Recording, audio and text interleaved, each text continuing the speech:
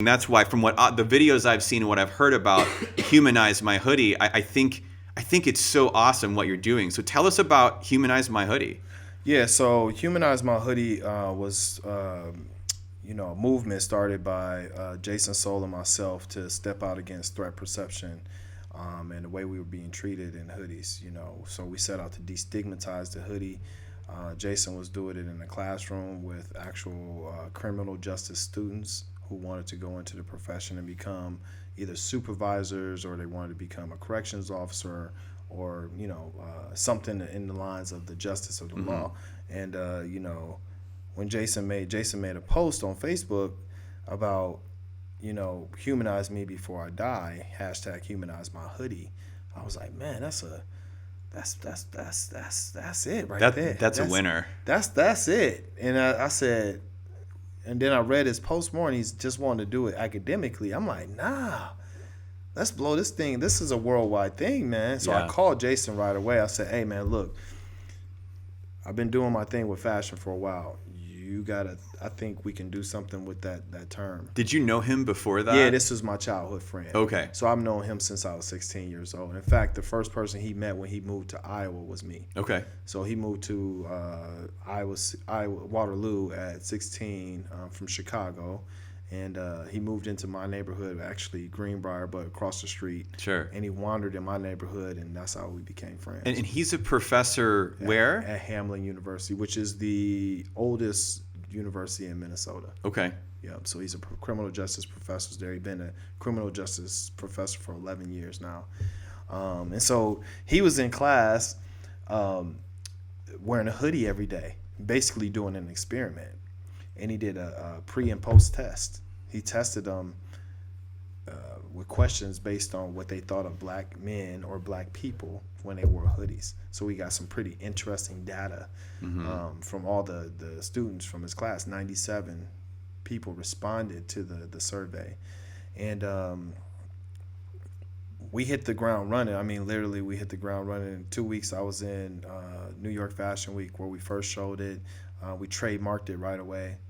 Like that was the first thing we did. I had never even done a trademark before, but I was like, I kind of like this one. I think we'll spend some money on trademarking that. No, it's a good idea. It was a good idea because we had so many fraudulent, like, Chinese companies try to steal. We had to write all these letters, these cease and desist letters. So luckily, we were able to have a trademark and be able to stand behind it and say, hey, look, you can't do that. Yeah. This is not no garage thing. We actually are doing this for real. Is, intellectual proproperty. Exactly, yeah. So we protected it right off bat. Shout out to Mary Kate for helping with that. She's local attorney. And, we hit the ground running, man. We started to give away hoodies to kids. We've given away over 1,500 hoodies thus far since we started our company. We regularly hold fundraisers for that. And we started to wear it on our bodies, and people started to see it, and then they started to ask for it, and then we started to ship them all over, everywhere. It really just took off. We began to get presentations. When we really realized that this was going to take off was we at UNI, and Jason had an opportunity to give a keynote, and there were a bunch of Australians in town studying. There was a group from Switzerland and Australia, and you never seen a line. You would think that the bathroom was stopped up. They were all in line for these hoodies. They were all wanting to buy these hoodies, and it was unbelievable. And I'm like, well, how do they even understand what it is? At that point, we didn't care. But it's like, this is interesting. How do they know what this is? But they got it right away. They understood what those 3 words meant. And we're like, I think we got something, man. And from there, we just kept building. We never had a business plan. We had a work plan every day. We'd jump on the phone call and say, hey, what's the plan for this week? And he lives in Minnesota and I live here. So it's hard, try to do a business from 2 different states isn't it's tough. Easy, but we figured out a way that actually works for us.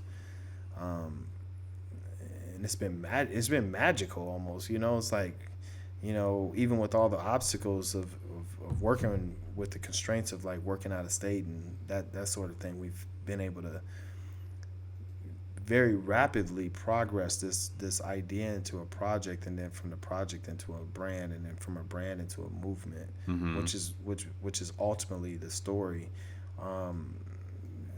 First year, again, we were just figuring it out. That second year, we really hit it hard. We began to have more of a business model, and we said, well, let's think of our revenue streams. So, okay, we got the product. We have the workshops where we train allies, and then we have the nationally traveling art exhibit, which allows us to talk about Black and Indigenous people of color through art and shine a different light on who they are as people. And right there, that's tearing down biases about how people think about others, right? Is now they're in a framed art piece, and we can have this conversation about race in America through art, which I think everybody has something to say these days, but they just don't know how to say it, nor do they have the place to say it. So we started creating these spaces, and we were calling them healing spaces, but they were actually art exhibitions. And we just get people together, and we actually talk about it. Let's talk about this. Let's talk about what this ancestral quote means with this art of modern day. Let's talk about that. We didn't add any color to our art for purpose, on purpose, just because we want it to be black and white. So, because color distracts. So I don't like that color. No, we want it to be straight up, black and white. Read it, understand it, wrestle with it, then let's talk about it. You have a chance to have a voice at this table with everybody else in the room, whether you're white, Hispanic, Asian, Black, don't matter. Let's all talk about it. Let's give ourselves a chance to heal, because that's how we heal, right? It's through conversation. Is the more you talk about stuff, that's the way for you to heal. Yep, through understanding. Exactly. And so when we started creating those, the project became really special, because for one, we got a very, very unique business model. You got to think, we're training, we're educating people, we're providing fashion, and we're providing art. All three different things. Those are all very, very different things, but they all work so well together. Right. And then at the same time, the ultimate goal for us is how many people we can affect. Not how much money we can make. How many people can we affect? How many people can we have this conversation with? How many people will actually wear this to try to get rid of the thought that Black folks are a threat to society? How many people can we get to wear this? That was the ultimate goal. Like, how many people can wear this and have the conversation, and ultimately at some point in our lives we can take off the words "humanize my hoodie" because we've been humanized. It sounds very ambitious, but that's the goal.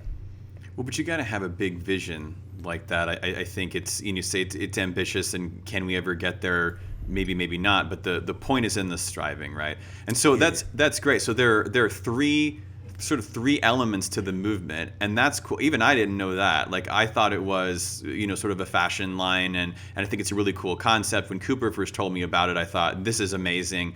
Because we've heard more stories than I wish were out there, and everybody else does too, of somebody pulling out a wallet and getting gunned down, or something like that.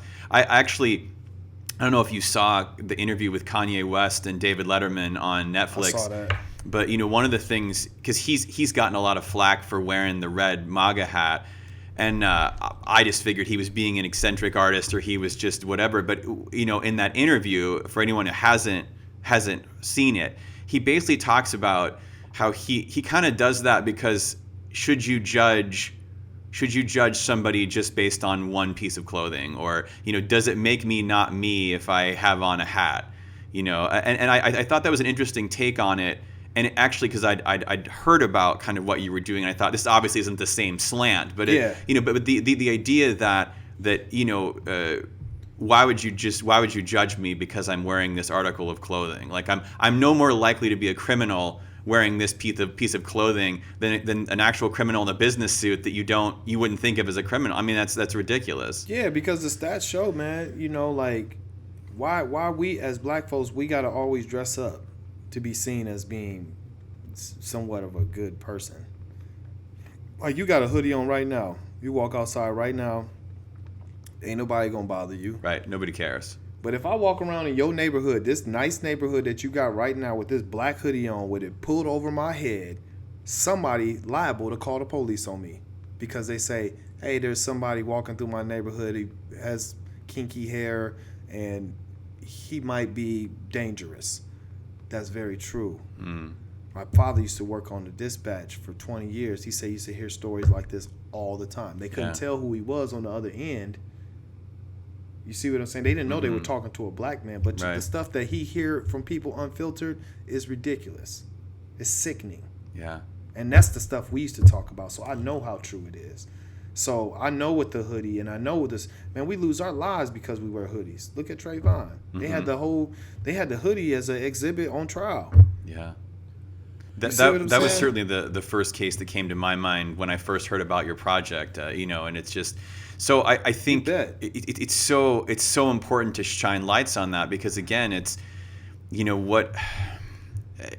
how do we begin to move forward from ridiculousness like that? Because like I said, like you said, if I wore a black hoodie with the hood up, I'm sure there's always one asshole in every crowd, but there's very few people probably in any neighborhood that would be like, oh, what's that guy doing? Yeah, they ain't. They're not. They aren't. I'll be 100% with you. They're not. It's important to talk about this stuff just because with the conversation it leads to understanding. And once you understand it, then you can begin to love it. You see what I'm saying? Like if you can't understand the struggle of the black boy in the hoodie, you can't have a conversation about, you can't talk about what's happening to black lives, then how do you begin to change anything? You got to be able to talk about it. Everybody just in silos, sitting in their corners, not talking about this stuff, and that's why we started to create those spaces so we can talk about this stuff.